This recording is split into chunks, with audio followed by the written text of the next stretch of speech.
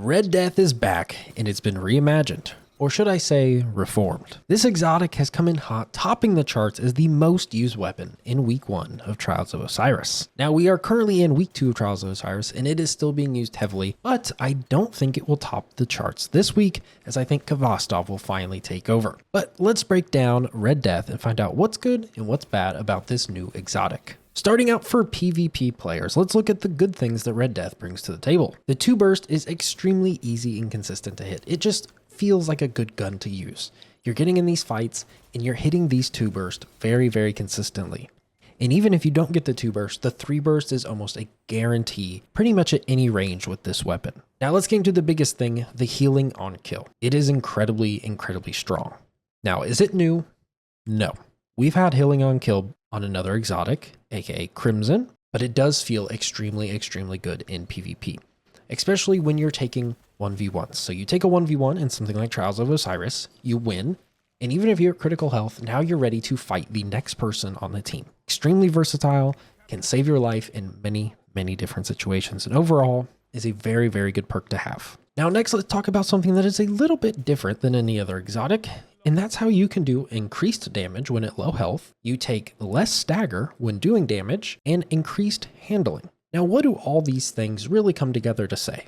That this gun is made to stay in the fight. Specifically in 1v1s, you're not going to get criticaled and run away. With this gun, you're going to post up and you're going to stay in that fight even if you get to low health, because that's where this gun can truly shine.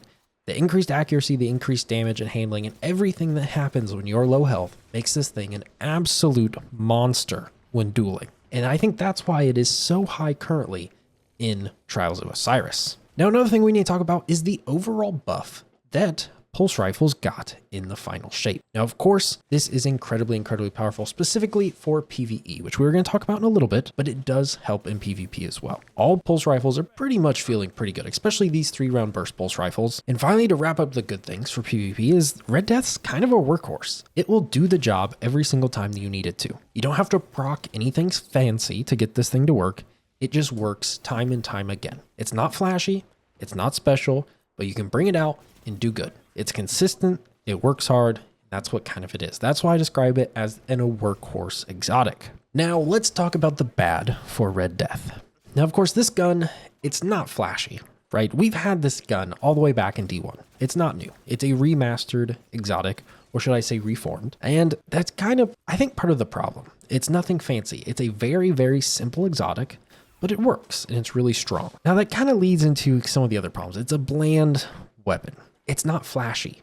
It's not something that ties crazily into our super or our other abilities. It doesn't make our character an unstoppable force in PvP or PvE. But what it can do is it's very, very strong in those 1v1 situations and when you're in a solo fire team for PvE. Now, one thing that I would consider actually something that's kind of bad for Red Death is that it's kind of just a better Crimson. And why is that a bad thing? I think the main reason is because ideally, at least me personally, I like to see unique exotics, something new coming into the game. You know, we had Crimson, which kind of scratched that need for a self-healing pistol, or at that point, when Crimson was really the only one, a self-healing weapon. Because for a while we didn't have heal clip or anything like that, Crimson was kind of our go-to for solo content where we needed to reliably heal. And over time, it kind of faded out of the meta and it's not really used really in anything anymore. And so I wonder if Red Death's going to have that same problem, especially in PvE, because we have lots and lots of healing. Warlocks now in the Thefinalshape are practically medics, and every class has some form of overshield or healing that they can access. So I do worry that Red Death will fade into obscurity, at least in PvE, and if it continues to be this dominant in PvP, I think it has a place. But again, once those pulse rifles get a nerf, or even Red Death specifically gets a nerf, I think it's going to fade away from the limelight pretty fast.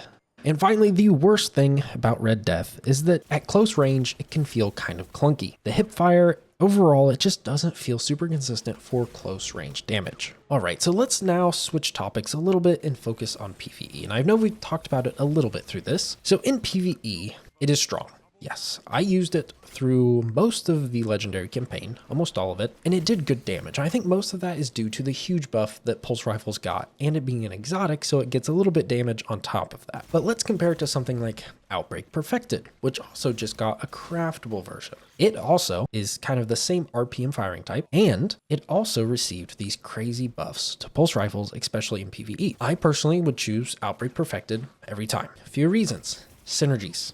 Outbreak Perfected can synergize not only with other Outbreak Perfected through its own legendary traits, but also with subclasses, whether that's spreading necrotic damage or all different kinds of stuff to trigger stuff on your classes. Red Death, in my opinion, just doesn't do that really. We have an abundance of healing in the game, and Red Death just kind of adds on to that very high stack. Is it really needed in PvE? No. I think there are better things to use your exotic slot for, in all honesty. And that's why I think right now it's new, people like it, it's new, it's nostalgic, it's going to be used a lot. But is it necessary? And I don't think there's a ton they could change to really make it necessary.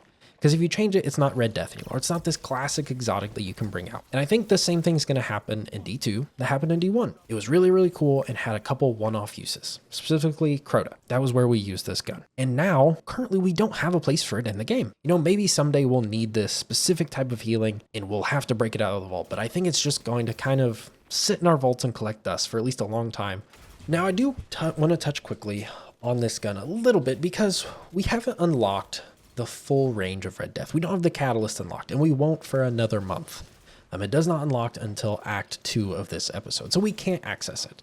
But we can see it. It's actually, you can actually see the perks directly in the Battle Pass or via the API through one of the apps. Overall, it's not that special. It doesn't add something that's really going to make it shine. So let's take a look at the Red Death Reformed Catalyst. The perk is called Helping Hand.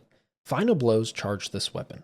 When the weapon is charged, the next final blow creates a healing burst at your location and leaves a remnant behind that provides restoration to allies. Now, to my understanding, we don't know exactly how this remnant will act in the environment. So for instance, if we were on a warlock, we were using the Speaker's Mask exotic helmet, will this create a healing turret? Will this synergize with that build? Could this be used to create an even better version of the Warlock Medic? If this is the case, there's a potential use case for this weapon. You know, with the nerf to well and everything like that, the healing Warlock is incredibly, incredibly strong. So there's a use case right there if we can think of it. We have the healing auto rifle, but if we were able to run this, which does better damage than the healing auto rifle, but also can leave behind even more healing turrets, there is a use for it. Now, will this be enough to keep Red Death relevant? I'm not sure, and we'll have to wait until the actual exotic catalyst comes out for us to do some testing. But should you get this weapon? Well, yes, because it's free. It's literally just claimed in the Battle Pass. If you have the premium Battle Pass, you can claim it right now.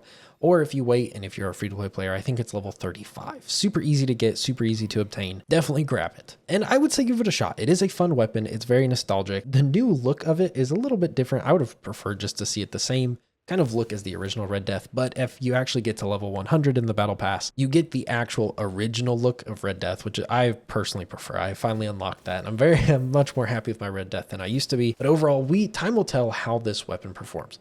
Right now, it's incredibly strong. If you're struggling in PvP, definitely give it a shot. And I would encourage you to give it a shot in PvE, especially if you're struggling. So with that, thank you everybody for watching. There's going to be more videos coming out on other guns like Kvostov and other Destiny 2 videos. So if you really like this video, please like and subscribe, and I hope to see you guys in a future video. Thank you.